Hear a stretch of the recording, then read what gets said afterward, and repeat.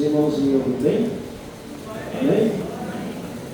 Deus, faz um tempo que eu não venho aqui. Não tenho tempo, mas graças a Deus eu sempre vejo os fotos, né? Eu acho que só um desse é pouco, né? E estou sempre acompanhando o trabalho.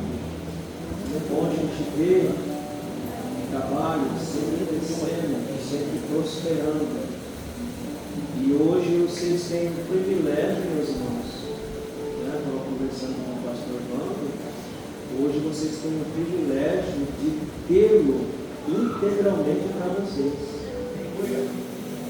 Porque você tem um pastor integral que vive para isso aqui, meus irmãos, uma coisa melhor.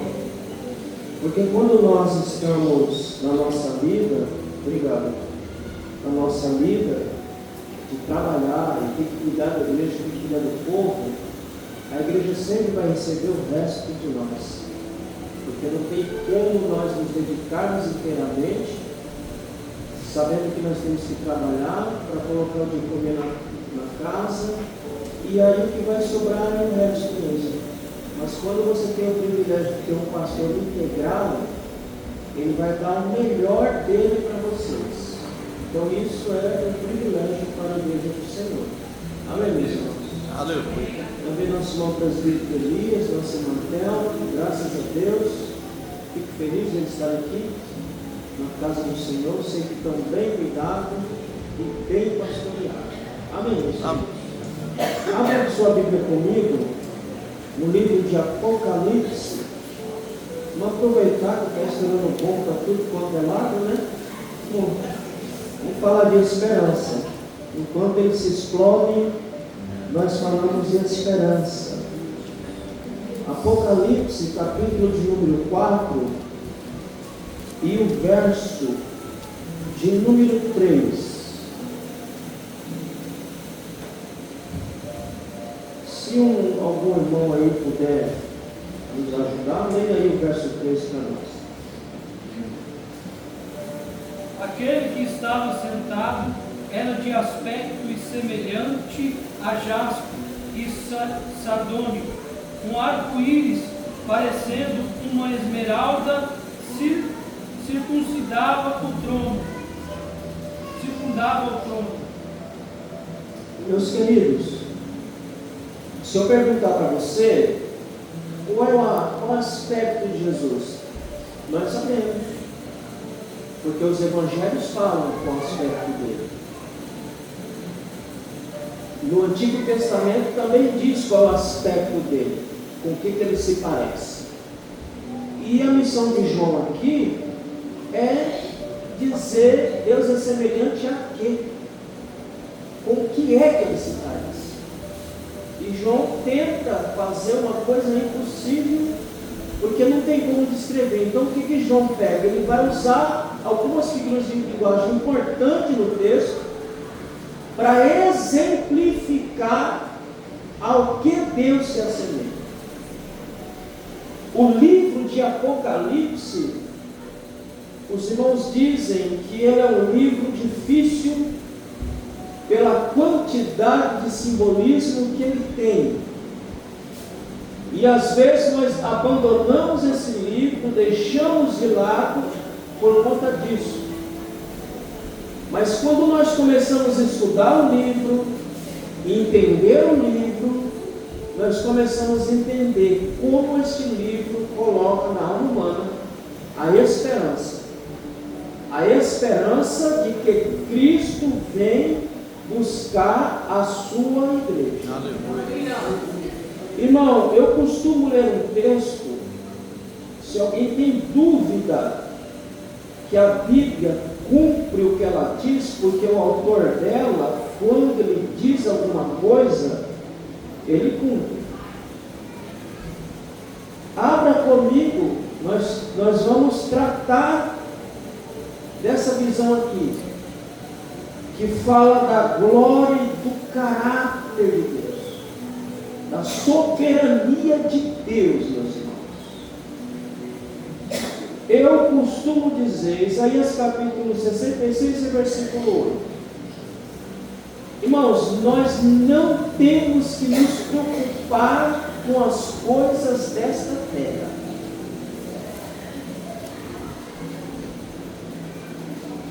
Não precisamos nos preocupar com o judiciário.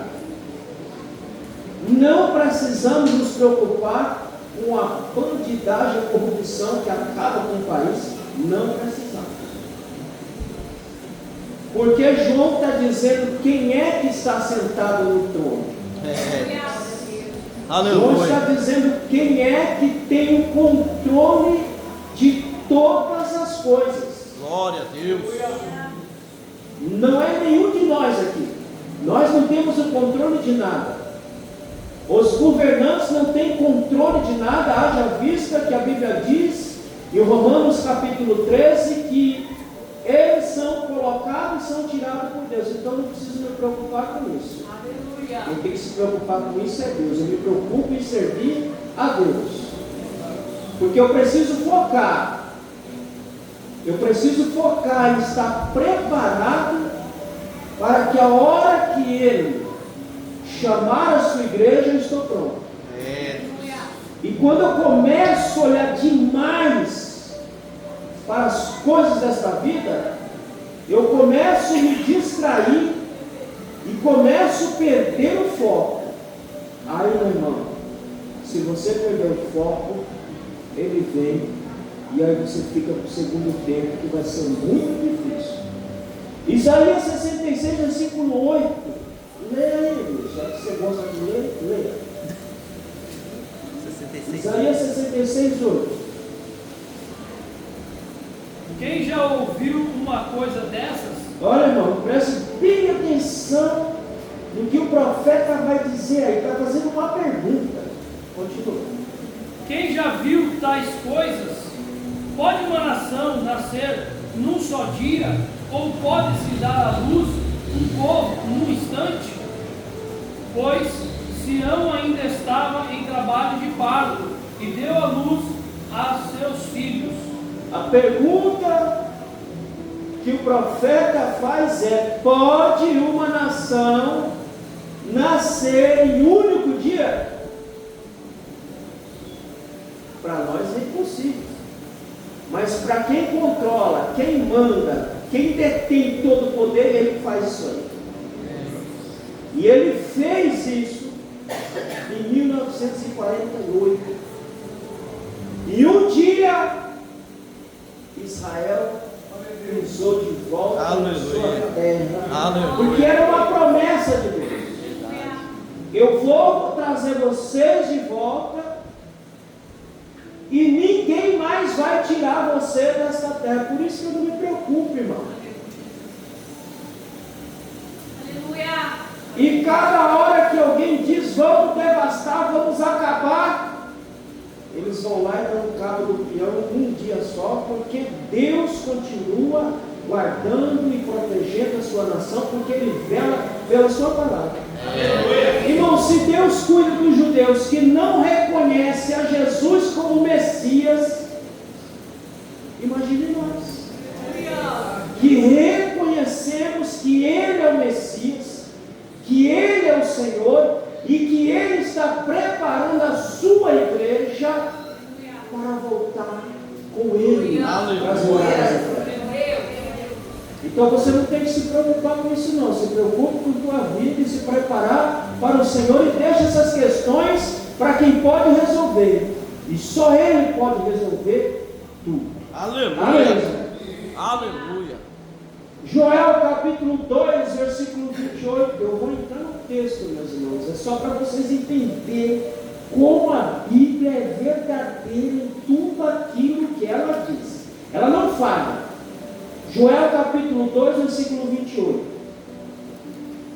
Vamos ver uma coisa aí. Porque nós vamos já entrar aqui no texto, mas eu preciso trazer esse contexto para vocês aí. O que diz aí? Joel capítulo 2, verso 28. 2:28. E depois disso derramarei do meu espírito sobre todos os povos.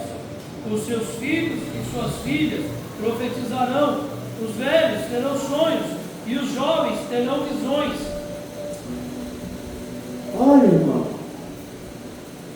depois desses dias, essa expressão, depois desses dias, está marcando o período final. Então Joel diz, Deus coloca a palavra na boca do profeta e diz: olha, depois desses dias eu vou derramar do meu espírito sobre velhos, jovens e servos. Porque no período que Joel está falando, o espírito era derramado sobre poucos, não era sobre todos, era sobre alguns só que Deus escolhia e derramava, mas não era sobre todos. Mas Deus diz: olha, vai chegar uma hora que eu vou derramar do meu espírito depois destes dias. Agora, irmão, vamos lá para Atos capítulo 2, versículo 38. Meus irmãos, eu prego desse jeito mesmo, é ensinando mesmo, porque eu não sei fazer de outro jeito, só desse jeito mesmo. Mas se quiser dar glória, você fica à vontade. Aleluia. Atos capítulo 2, verso 38. Leia aí. Veja aí o que ele vai dizer. Leia. Pedro respondeu: arrependam-se e cada um de vocês seja batizado em nome de Jesus Cristo para perdão dos seus pecados e receberão o dom do Espírito Santo. Verso 39. Pois a promessa é para vocês e para os seus filhos e para todos que estão de longe, para todos quantos o Senhor, o nosso Deus, chamar. Joel falou há mais de 3.000 anos que ele derramaria o Espírito dele sobre todos.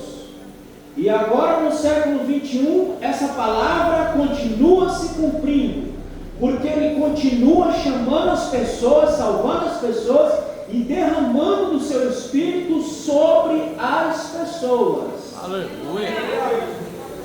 E os últimos dias que Joel falou, inaugurou, quando Cristo veio, morreu, ressurgiu, foi para o céu e mandou o Espírito Santo. Os últimos dias não vai começar.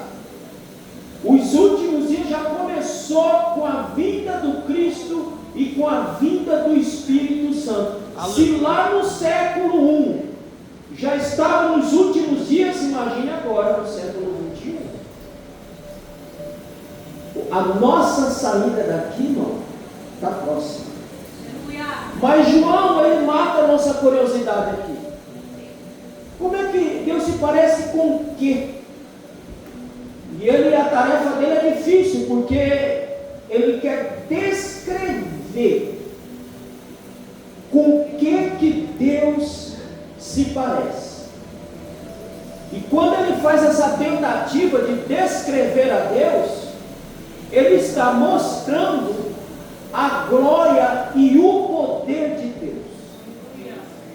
Irmãos, Isaías capítulo 6, verso 1, não precisa ler, só vou citar. Quando o grande rei Uzias morreu, Isaías ficou desolado. Não somente Isaías, mas a nação inteira ficou desolada. E nessa situação de angústia, de medo pelo amanhã, porque Isaías estava com medo do amanhã, assim como a nação, o grande rei Uzias morreu.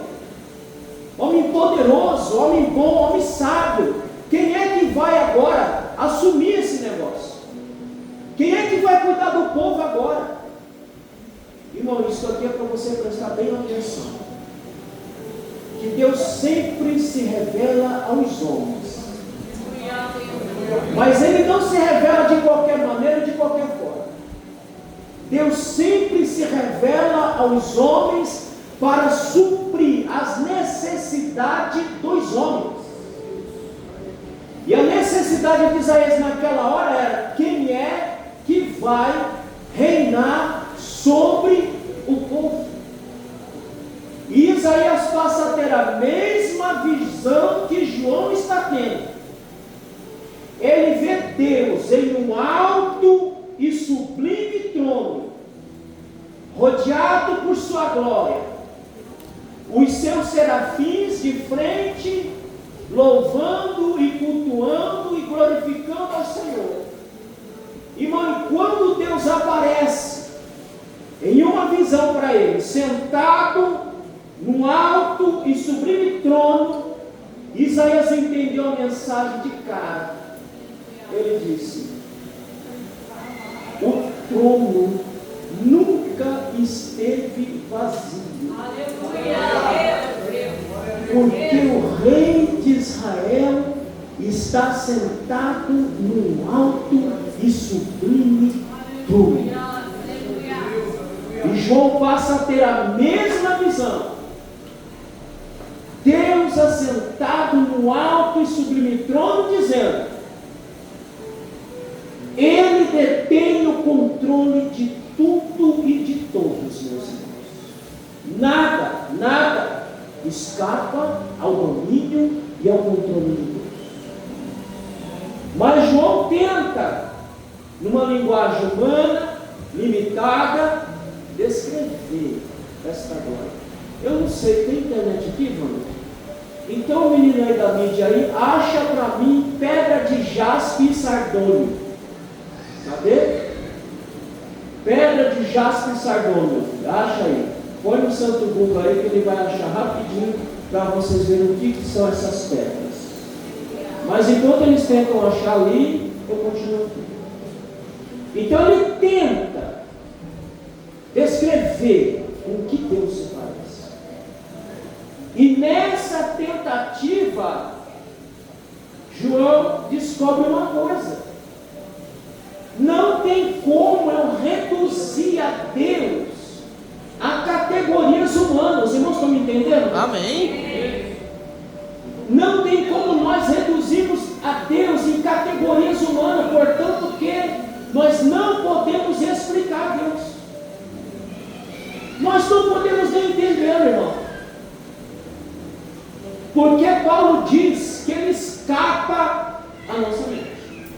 A paz que excede, porque escapa a nossa mente.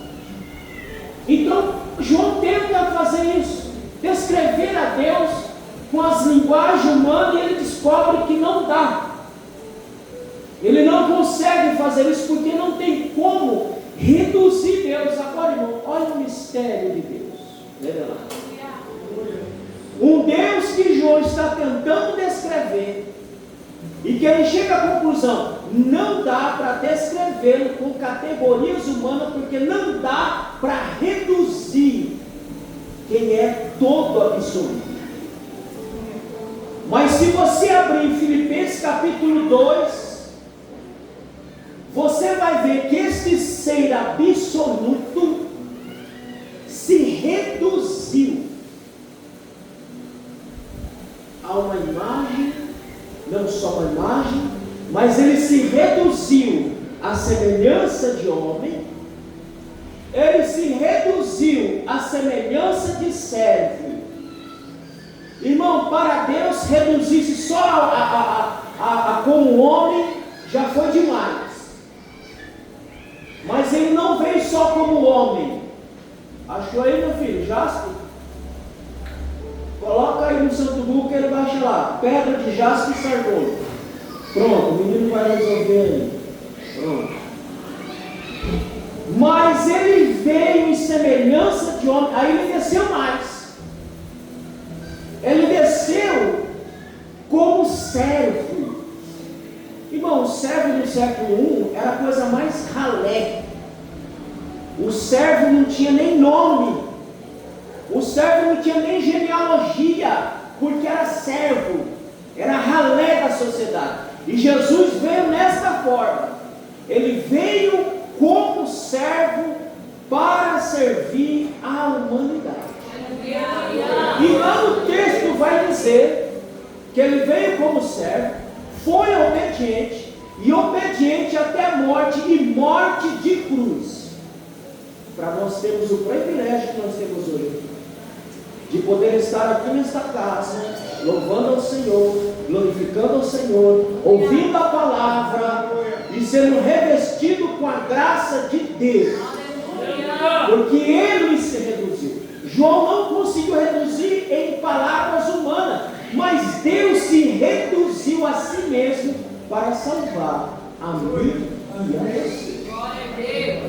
Portanto, que você não precisa se preocupar com absolutamente nada. Irmão, todo mundo é um plano. Olha aí, irmão, isso daí é o sardônio. Fique com essa imagem na cabeça, é o sardônio, essa pedra vermelha. Agora, cadê o jaspe? Põe no santo Google aí que ele acha também. O jaspe é uma pedra de cor verde. Agora veja uma coisa comigo aqui, meus irmãos.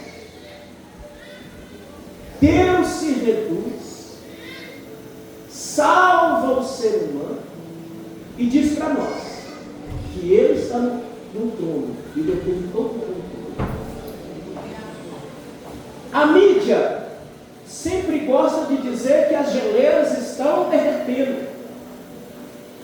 As geleiras estão derretendo. Nós vamos ver. O texto de Apocalipse fala até disso. As geleiras estão. Aí o jaspe, essa pedra verde. É com isso aí que João está dizendo. Ele se aparece com isso aí. Ele se parece com essa pedra verde, com aquela pedra vermelha e com o arco-íris que está em volta de todo o tronco. É com isso aí que ele se parece. Mas estão dizendo que a geleira está derretendo e a geleira. Irmão, pode derreter ela todinha, dos dois polos. Pode derreter tudo. Porque Deus fez uma promessa. E Ele vela pela palavra dele. Ele diz que o mundo não vai se acabar com água, mas será com fogo. Vocês sabem que 70% do mundo é água. Tem 30% é porção seca. Como é que a gente não é engolido por essas águas? Porque aquele que está sentado no trono, ele colocou um limite nas águas. Você não vai avançar aqui. Aleluia. E elas voltam. Estoura uma bombinha ali do lado, aí pronto, aí fica todo mundo apavorado. Será agora que é a terceira guerra mundial? Não é a terceira guerra mundial, porque Deus vela pela sua palavra. Ele diz em Romanos capítulo 5, versículo 9, e 1 Tessalonicenses capítulo 5, versículo 9, que Ele não destinou a sua igreja para a ira futura. E tribulação não é para a igreja, tribulação é a ira de Deus sobre os rebeldes. E tudo isso só vai acontecer quando nós sairmos daqui, meus irmãos. Portanto, deite na sua cama como um bebê e tenha o sono do justo, porque nada vai acontecer. Porque Ele está sentado no trono. Quantos anos faz que Rússia e Ucrânia estão nesse arrasta-arrasta? 4 anos. São 9 países ou 10 países que detêm bomba atômica. A Rússia é uma. Meus irmãos, por que ele não mandou uma bomba lá para a Ucrânia e arrebentou com tudo? Ele poderia ter acabado com essa guerra no primeiro dia que começou, porque arsenal para isso ele tem. Por que ele não fez? Muito simples. Porque não é ele que vai apertar o botão para acabar com o mundo. O mundo só pode ser acabado e destruído por aquele que o criou. E nenhum dos homens criou o mundo, portanto, nenhum deles vai ter o direito e nem o privilégio de acabar com tudo isso aqui, porque só Deus é que tem esse direito. Portanto, você durma sossegado. E não fica apavorado. Estão se escondindo. Deixa se escondido. Deus continua cuidando do seu povo e Ele tem controle de tudo. Mas João tem. Em Ezequiel capítulo 1, versículo 26 e 28, vamos ler rapidinho esse texto. Ezequiel capítulo 1, versículo 26 e 28. Irmão, esse texto é poderoso. Porque quando Israel foi levado para o cativeiro, era a mesma coisa de que a glória de Deus ter ido embora. Era a mesma coisa de dizer: Deus foi embora e abandonou o seu povo. Agora Ezequiel, lá no rio Quebar, ele tem uma visão aterradora, que eu acho que se fosse eu vendo aquilo, eu acho que eu mesmo teria ficado em pé como Ezequiel ficou. Leia aí, Ezequiel 1, 26 e 28. De 26 a 28. Amém.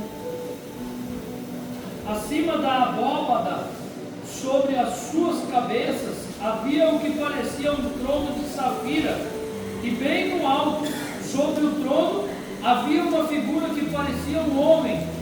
Vi que a parte de cima do que parecia ser a cintura dele, parecia metal brilhante, como se estivesse cheio de fogo, e que a parte de baixo parecia fogo, e uma luz brilhante o cercava.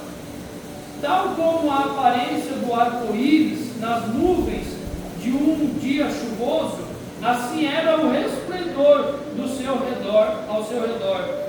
Essa era a aparência da figura da glória do Senhor. Quando a vi, prostrei-me com o rosto em terra. Eu ouvi a voz de alguém falando. Meus irmãos, Alguém falando. Aleluia. e Ezequiel vê a glória de Deus vindo de volta para o povo. E ele vê os mesmos elementos, ele vê o arco-íris, ele vê as pedras, e ele vê o trono de Deus. E ele diz: é a glória do Senhor vindo ao encontro do seu povo. Agora olha, meus irmãos, qual é o simbolismo do jaspe? O simbolismo do jaspe na Bíblia significa pureza absoluta. Então, quando João diz, ele é semelhante ao jaspe, ele está falando da pureza e da santidade absoluta de Deus. E todo aquele que se depara com o Senhor, ele tem que gritar, como Isaías gritou no capítulo 6, versículo 5. Quando ele viu Deus lá no trono, ele deu um grito. Irmão, e o grito que Isaías deu é o grito do leproso.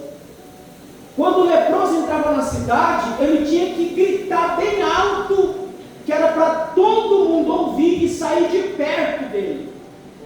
O grito de Isaías foi do leproso. Ai de mim, Senhor, minha boca é podre, e a boca desse povo também é podre. Nós somos todos podres, Senhor. Como é que nós vamos subsistir diante de tamanha santidade? Aí diz a Bíblia que o anjo pega com uma tenaz, uma brasa, toca-lhe na boca, e eles é capacitado para pregar o santo evangelho de Deus.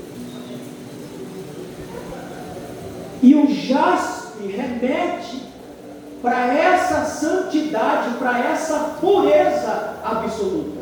Portanto, que quando você lê esse texto, você tem que se lembrar que Deus, a semelhança, ele se parece com um Deus que é extremamente puro e santo, e que ele não tolera que nenhum de seus filhos ande abaixo da santidade que ele estabeleceu. Nós nunca vamos conseguir ser como ele, mas nós vamos lutar todo santo dia para nos aproximar dele. Irmão, deixa eu falar uma coisa para vocês aqui. Vocês sabem que nós, quando estamos longe de Deus, nós só atraímos morte. O homem sem Deus, ele cheira morte. Mas quando esse homem está em Deus, vida exala deste homem. Porque ele está em comunhão com aquele que é a fonte da vida. Então, quando eu olho a pedra, eu digo: ele é puro. Ele está envolto em uma glória tão tremenda, numa pureza tão tremenda. Essa é a semelhança dele. E o texto vai dizer, irmãos, que nós temos que nos assemelhar ao Cristo, e o Cristo é a exata imagem de Deus. Portanto, que nós temos que viver em santidade de tal maneira que quando alguém bater o olho em nós, não veja nós, veja o Cristo em nós. Irmão, hoje de manhã na escola dominical, aqui vocês viram a revistinha? Não. Eu disse o seguinte: há uma linha teológica que diz que os dons espirituais cessaram. Não, os dons espirituais não cessaram. Nós acabamos de ler aqui. Isso pertence a vós, aos vossos filhos, e a tanto quanto Deus chamar. Os dons não cessaram, jamais. Só que a igreja está fazendo os dons cessar. As manifestações poderosas, por que nós não vemos? Os mistérios revelados de Deus nos dons espirituais, por que nós não vemos mais? Não é que cessou, é que nós estamos fazendo cessar. Porque para que esse movimento espiritual aconteça, eu preciso olhar para o Jasper. Dizer: sem pureza, sem santidade, não tem manifestação de Deus. Aleluia. Isso dá o termômetro da vida espiritual da igreja. Qual é a fome da igreja? Se a fome da igreja é pelas coisas do Senhor, irmão, as manifestações elas vão ocorrer abundantemente. Mas se a fome da igreja for pela sua própria vida, então nós vamos fazer cessar as manifestações dos dons do Senhor. Mas se nós nos aproximarmos de Deus, olhando para o jaspe, pureza absoluta, glória absoluta, e eu tenho que me assemelhar a Ele, eu vou entender que eu preciso buscar ao Senhor, que eu preciso me colocar diante do Senhor, para que essas obras aconteçam em nosso meio, porque isso foi deixado para nós. Aleluia. Amém. Glória a Deus. Apocalipse capítulo 21, versículo 11. Vamos ler esse texto. É a mesma pedra que João viu. Ele vai repetir de novo em Apocalipse capítulo 21 e versículo de número 11. O que ele diz aí? Apocalipse 21, 11. Ela resplandecia com a glória de Deus, e o seu brilho era como uma joia muito preciosa, como jaspe, clara como um cristal. Irmão, ele está vendo a Nova Jerusalém descendo com sua glória, com seu fulgor. E ela se parece, sua glória se parece com o jaspe. Porque a mesma glória que há em Deus, há na Nova Jerusalém, aonde Deus habita, e aonde a igreja vai habitar. Aleluia. Meus irmãos, Deus cumpre sua palavra. Ele plantou um paraíso no Éden. Colocou um paraíso no Éden e disse: vocês vão viver aqui. E vocês vão ficar aqui. Se vocês me obedecerem, vocês vão comer do fruto da árvore da vida que está reservado para aquele que perseverar até o fim. Mas o plano não falhou. A nossa eternidade não será no céu. A eternidade será na terra. 2 Pedro capítulo 3, Pedro vê os elementos ardendo, destruindo e consumindo a terra, purificando a terra. Olha, irmão, deixa eu mostrar uma coisa para vocês aqui. Vocês sabem que tem 2 banquetes, né? Existem 2 banquetinhos que Deus preparou. Deixa eu ver se eu acho aqui. Está lá no Apocalipse. Deixa eu ver, mas se eu não achar, vocês vão no Santo Google e me ajudem aí. Coloca aí ave de rapina. Alguém aí que está no Google, no GPT, coloca aí aves de rapina. Tem 2 ceias. Uma que está no capítulo 19, versículo 9. Que é as bodas do Cordeiro. Mas há uma outra ceia que Deus vai preparar. Alguém achou aí? Aves de rapina, ela vai aparecer.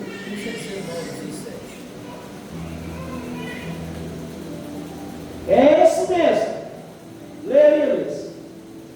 A primeira ceia está no capítulo 19 e versículo 9. Essa é nossa. As bodas do Cordeiro. É nossa. Mas tem uma outra ceia. Leia aí. 19 e 17.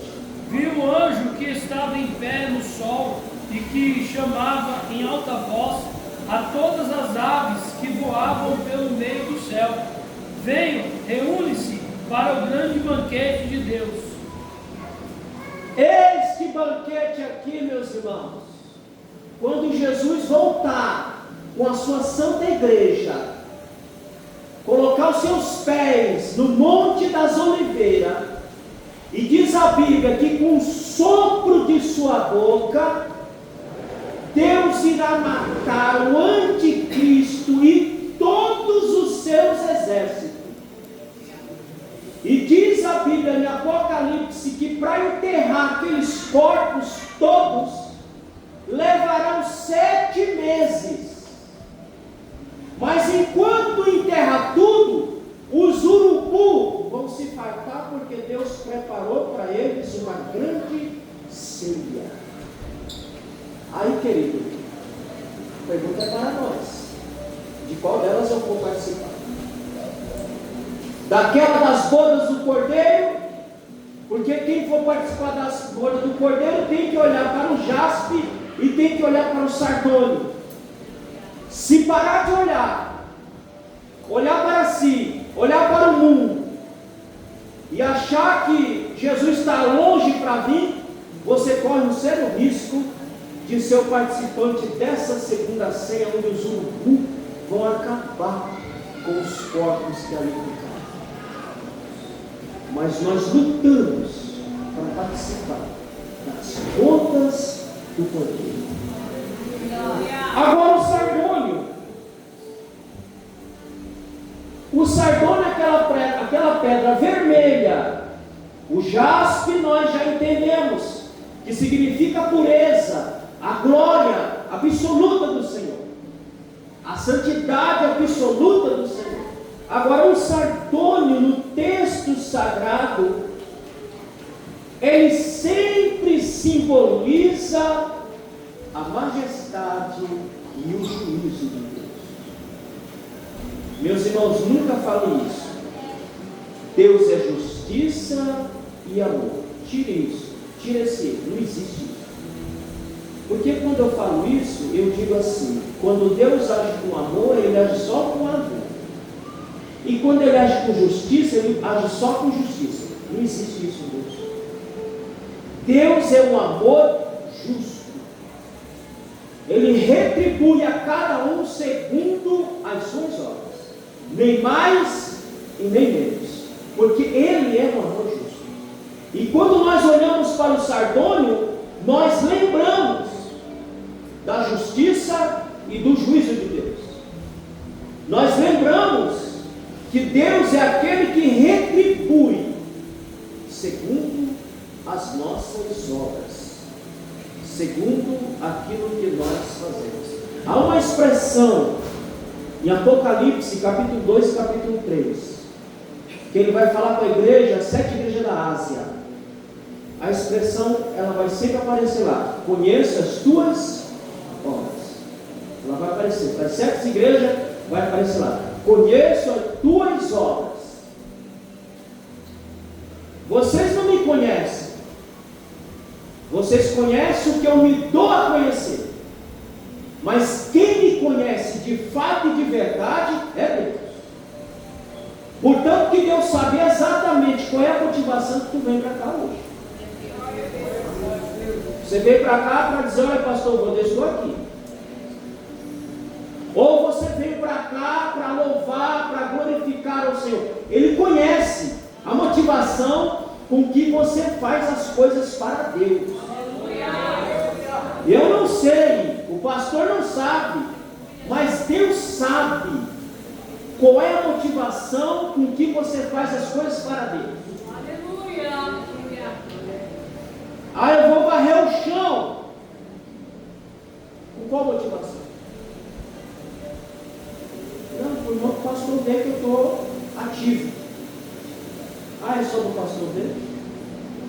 Ou eu vou varrer o chão por amor à obra do Senhor e por amor aos crentes que vão entrar aqui para glorificar o nome do Senhor. Porque se a motivação for essa, eu vou chegar aqui, vou pentear meu cabelo, tendo o chão aí como espelho, de tão limpo que ficou. Porque quem limpou, limpou com a motivação correta. Eu limpo porque eu não quero me aparecer para ninguém, mas eu limpo para que Ele seja glorificado. Irmão, tudo que você fizer tem que glorificar o nome de Deus. Tudo.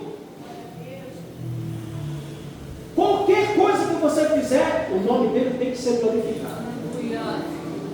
Porque João diz lá no capítulo 16 que o Espírito veio para glorificar o nome de Jesus. E se o Espírito veio para que o nome dele seja glorificado, significa dizer que o Espírito está dentro de mim e tudo que eu fizer, eu faço para a glória de Deus. Irmão, olha, existe uma quantidade de desperdício no nosso meio que é brincadeira. Pessoas com talento que Deus presenteou, que Deus deu, e a pessoa simplesmente vira as costas, dá uma banana bem grande para Deus, não quer glorificar o nome. Irmão, nós não somos políticos, não. Nós não somos políticos. Você sabe que no Brasil, século 21, existem lugares que não tem saneamento básico. O esgoto corre a céu aberto. Por quê? É muito simples. Porque político não gosta de ficar enfiando cano debaixo de terra. Por quê? Porque ninguém vê. Político gosta de fazer as coisas para todo mundo ver. Olha aquela ponte que eu fiz, olha aquela rua, olha aquele lá. Ele gosta de fazer coisas para todo mundo ver. Nós não somos políticos, não. Nós servimos a Deus e ninguém precisa ver o que eu estou fazendo, porque o que eu faço é para glorificar o nome de Deus. Ah, o pastor não me reconhece. Meu amigo, aqui não é empresa. Aqui é uma igreja, aqui é a casa de Deus, aqui é a obra de Deus. Tudo que eu faço é para que o nome dele seja glorificado. Alguém pode não ver, mas o Deus que tudo vê, Ele está vendo o teu esforço, Ele está vendo o teu trabalho, Ele está vendo a motivação com que você está fazendo a obra de Deus. Olha, irmão, semana passada eu falei com o indivíduo: fulano, dá para fazer? Não dá, porque eu trabalho, e eu no domingo eu trabalho também, não dá não. Meus irmãos, a gente só faz aquilo que a gente se propõe a fazer. E se tem uma coisa que eu tenho que me propor a fazer, é servir a Deus, a tempo e fora de tempo, porque em todo tempo Deus tem cuidado de nós. Então lembre-se, Ele é esse Deus puro, absoluto. Mas quando eu olho o jaspe, eu percebo também que Ele é um Deus majestoso e um Deus que julga e que está olhando a obra de cada um de nós, de nossos feitos, de nossas realizações. Irmão, e você tem que pôr uma coisa na sua cabeça: vai chegar o acerto de contas. Eu sempre digo lá na congregação, eu posso abrir a fila, ou eu posso ficar, se eu ficar por último, eu não quero ninguém virando a cabeça para estar me olhando, não. E Deus já perguntou: fulano, isso aqui, vai lá, senhor, a culpa é dele. Eu digo: é mentiroso, porque ele não veio, ele não quis aprender, ele não quis trabalhar, porque ele foi exortado, ele foi instado a isso, mas ele não quis, porque o acerto de conta vai chegar, irmão. E como é que tu vai fazer lá? Aqui a gente enrola, aqui a gente chega no pastor: pastor, você sabe, né? Não deu, né? O senhor sabe a vida como é. É isso aí que eu vou falar lá? Não, o senhor sabe, Senhor, a vida. Lá não tem essa conversinha de a vida não, meus irmãos. Lá você vai ter que cantar que nem o Curió. Aqui você engasga, você enrola, você mente, mas lá nós vamos cantar que nem o Curió. Aquilo que eu fiz, aquilo que eu deixei de fazer, e eu vou ter a paga daquilo que eu fiz e deixei de fazer. Não dá para eu abordar isso aqui. Outro dia eu venho e falo sobre a recompensa. Porque há crentes que vai refletir a glória do Senhor como a luz do sol. Essa é a recompensa. E há crentes que só vão ter luz. Não vai refletir a glória com toda a intensidade do Senhor em nós. Portanto, quando eu olho para o jaspe, eu tenho que lembrar: Ele é um Deus que julga. Êxodo capítulo 28 e versículo 17 vai deixar isso bem claro. O jaspe simboliza a justiça e o julgamento de Deus.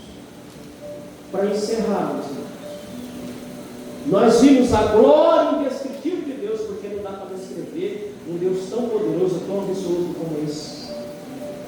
A santidade dele revelada no jaspe.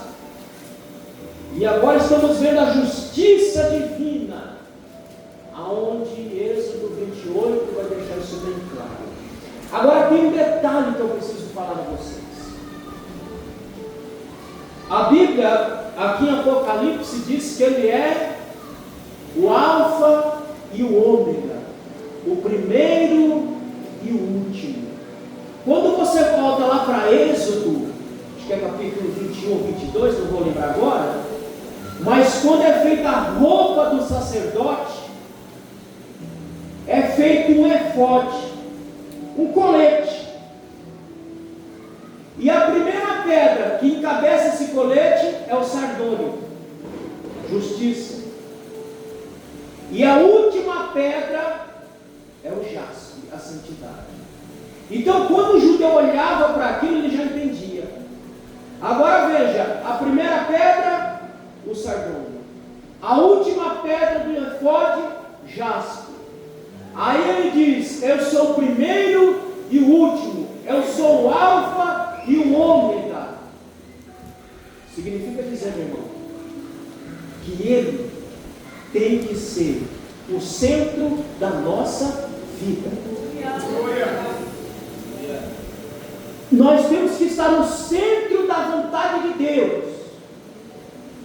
Se você ler Números lá, não vou me lembrar o capítulo, mas Números é um livrinho pequeno, numa sentada você lê, e vai achar que eu vou dizer. Quando o povo ia sentar no acampamento, era formado um quadrante. E nesse quadrante, cada tribo formava um quadrante, e a tribo de Judá encabeçava. E no meio do acampamento ficava a tenda da congregação. O recado para eles era bem simples: eu sou o centro da vida de vocês. Vocês orbitam em volta de mim, porque eu sou o centro da vida de vocês. Sou eu quem controlo, sou eu quem determino, sou eu quem faço todas as coisas na vida de vocês. Então, quando eu olho a primeira pedra, o sardônio, a última pedra, o jaspe, o alfa e o ômega, o primeiro e o último, ele está dizendo: eu sou o centro da vida de vocês. Vocês orbitam em volta de mim, porque eu sou. E o último elemento que ele vê aí, meus irmãos, ele vê o arco-íris, mas ele não vê uma meia-lua, ele vê o arco-íris em volta do trono. E quando nós olhamos para o arco-íris, para onde é que nós vamos?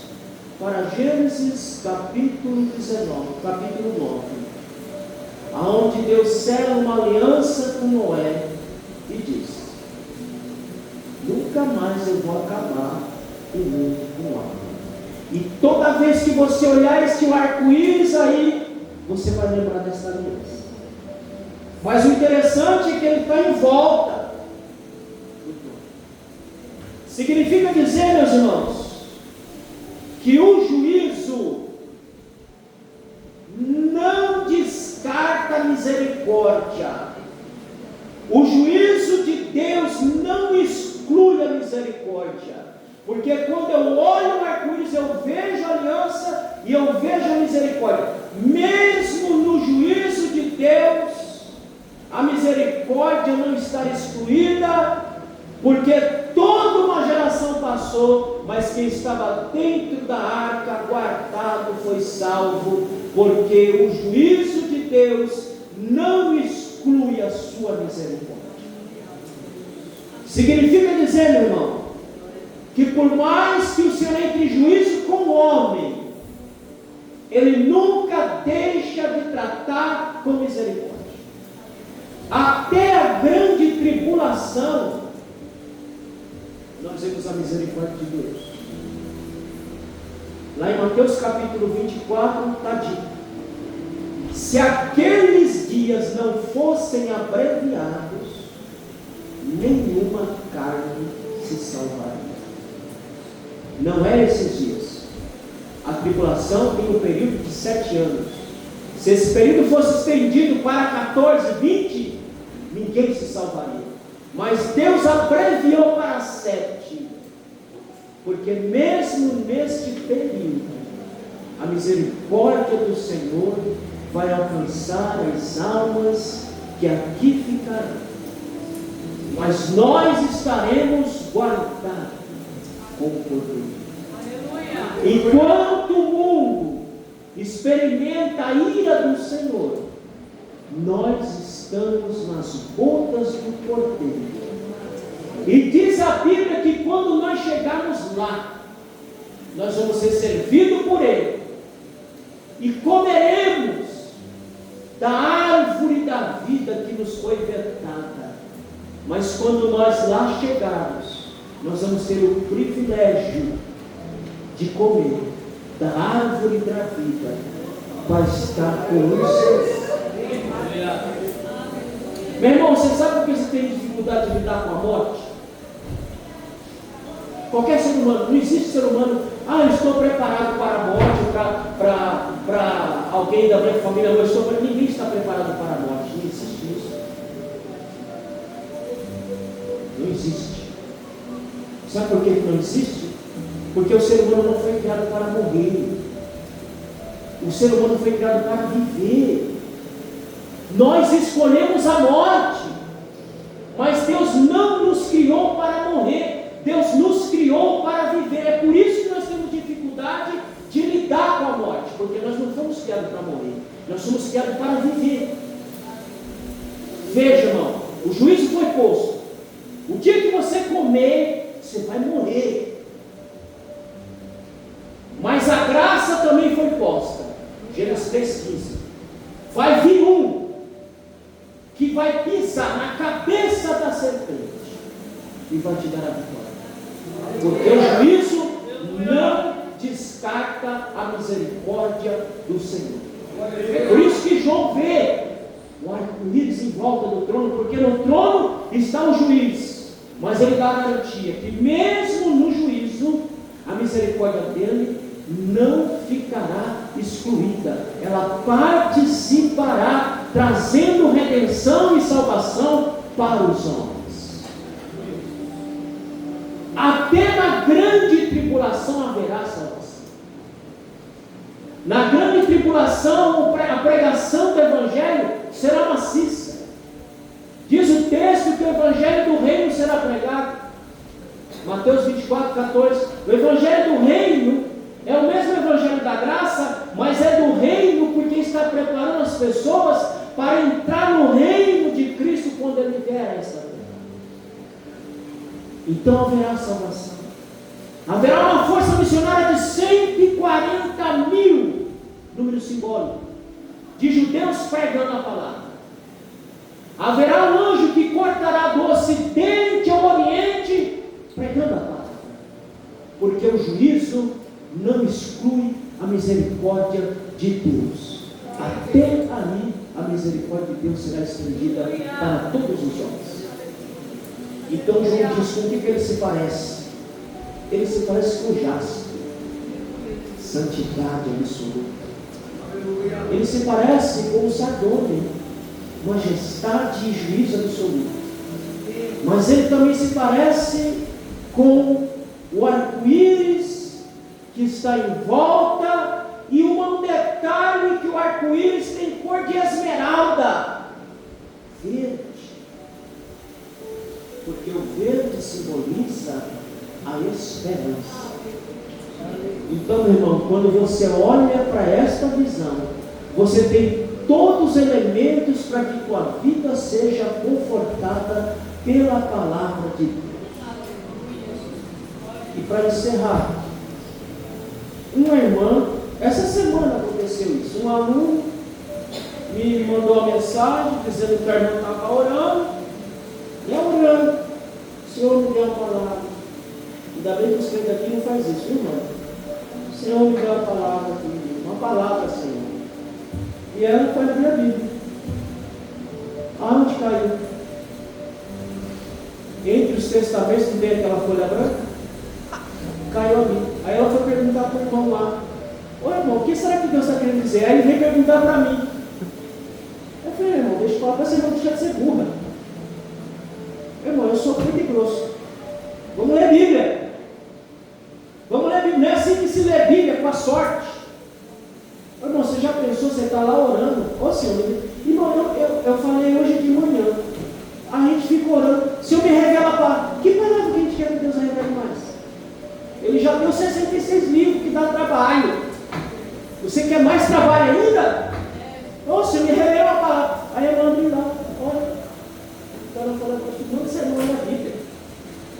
Deus não trabalha dessa forma. A Bíblia não se lê dessa forma. A Bíblia se lê de maneira continuada e sistemática. Porque aonde você abrir, Deus fala com você. Ô irmão, você já pensou você fazer um negócio desse aí? Aí você: não, Senhor, me fala comigo. Senhor, me revela uma palavra. Aí você abre. Coloca aí, meu filho, Amós 4:1. Rapidinho para eu encerrar e passar o pastor aqui. Amós 4:1. Já você está lá: Senhor, me dê uma palavra. Senhor, me dê uma palavra. Senhor, me dê uma palavra. Aí vai cair em Amós 4:1. Quem achou? Olha, leia. Você está lá orando. Senhor, fale comigo. Fale comigo, Senhor. Aí você abre a Bíblia nesse texto aí, ó. Leia aí mesmo, pra mim. Ouve esta palavra, vós vacas vazias, que estáis no monte de Samaria. Ô Jesus, essa é a palavra que o Senhor tem para mim, Jesus. Ô Jesus, o Senhor pegou pesado agora. O Senhor está me chamando de vaca, Jesus. Tem dó, Jesus. Você lê a Bíblia. Você lê a Bíblia com inteligência. Você lê a Bíblia com sabedoria. Porque qualquer lugar que você abrir, é Deus falando com você. Tem irmão que fica, eu queria tanto ouvir Deus falar comigo. Nossa, como faz tempo que Deus não fala comigo. Que Deus, o mundo está surdo, não está prestando atenção no que é pregado na igreja. Porque toda vez que você vem, a Bíblia aberta, o pastor prega, é Deus falando com você. Mas se você ainda não está satisfeito com isso, você quer ouvir Deus falar, faça o seguinte: pegue a Bíblia e leia ela em voz alta, que aí você vai ouvir Deus falar com você. Amém, meus irmãos? Que Deus abençoe os irmãos. E não se preocupe com nada, nem com situação feliz, nem com comum. Ele continua no trono, comandando e controlando tudo, e nada sai do controle. Deus abençoe.